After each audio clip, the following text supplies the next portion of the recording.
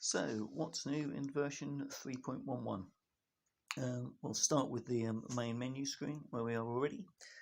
You'll notice that the race number has now gone, it's been moved to the race screen. It's a more appropriate place for it. That's the main change there. Also, you'll notice the button's had a bit of a facelift, and when you press one, it'll highlight on the way through.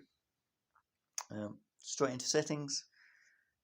Change in there is to do with fields available on the race screen. So now you'll see you've got edit race field order, where you can select. There's three different types of race there, where you can adjust which fields are available on the screen and which order they're in. So for example, in this case on the mixed class, I'm going to put the cell number first, put the class second, and I'm actually going to turn the fleet off. I can save that. Back into a race. So the normal screen will still display all the fields as per usual when selecting competitors, but once you're in race mode, you'll see that we've just got sail number first, class, and then helm. Obviously with the smaller screens you may want to reduce the fields available. On the bigger ones it's just really about order and how you're doing it.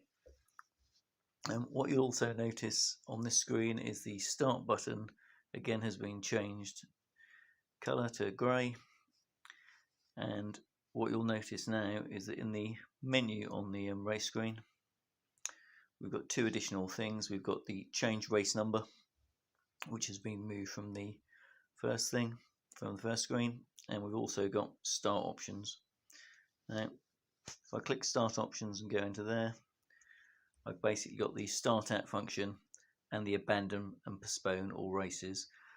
That used to be available from a long press on the start button, but we had a number of users trying to sync start two devices, DSRC and maybe an automatic horn, leaving the finger a bit long on the start button and ending up getting the long start thing. So that's been removed, so long press or normal press on the start button now will start the race.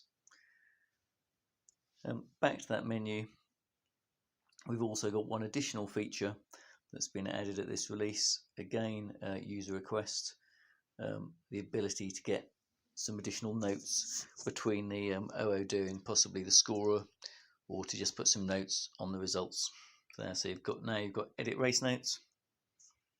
Go into that, just paste something in there. Does receive multiple lines, and that will appear at the top of the results, also included in the XLS and the CSV file. On the CSV file, not yet importable directly into Sailwave, but you can pass that information back and hopefully Sailwave will accept it shortly. If I go to results, look at a previous race, you'll see at the top of the screen there the course and the race officer has been included, which is from the race notes. Quickly pop back into settings. As I was saying, it's an additional field in the Sailwave file, or in the CSV file, Sailwave headers. It's at the bottom, it's race notes. It's currently race notes with spaces, which stops Sailwave detecting it as race number. As soon as Sailwave does support the import, we can change that back to race notes without the spaces, and that will then accept the import directly.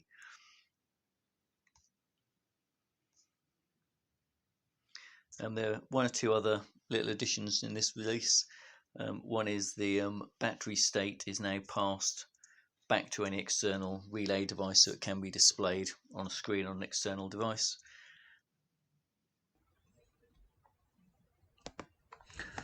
So I'm going to show you two new features here. One is how to set up an alternative prep flag, and the second one is how you would do that on Android 11, as it's different from all the previous versions. So we're on the DSRC website here, and you can see the prepflag.png. Long click on that, download the image, and that should be saved in your downloads folder. So we now need to go to the file manager of some sort, doesn't really matter which one. I'm using Google Files. Go to downloads, find the file you've downloaded, press on the menu, select Share, and then select the DSRC Share option.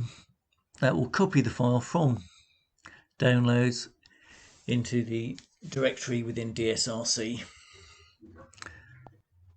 You can now pop back to DSRC and into Settings, select Custom Flags, Files, Import Flag, select prepflag.png, import the emblem, and you'll now have a different prep flag for all your races. The one I imported is an example of the most likely prep flags you'd use, the main one plus IZ, U, and the black flag. You'd probably only change your prep flag if you were using consistently a different prep flag. It's not the sort of setting you'd change on a race by race basis. You could use the combined one just to show the race teams what the available flags are, but that's that. When you're importing into Android 11, this process is required for any files you're importing, be they competitors, ratings, or configurations. Once you've done that, you follow the normal processes. Any device below Android 11, you can just go straight to the imports within DSRC and access the downloads folder. It's due to some changes within the Google operating system. The other change that I forgot to mention is that the PY has now been moved to the second line on the race screen with the lap times. Seems a more appropriate place. Should hopefully stop the first line wrapping around a bit more as there's less information in it, and should always can fit on a small screen without wrapping to the third line. That's all, folks.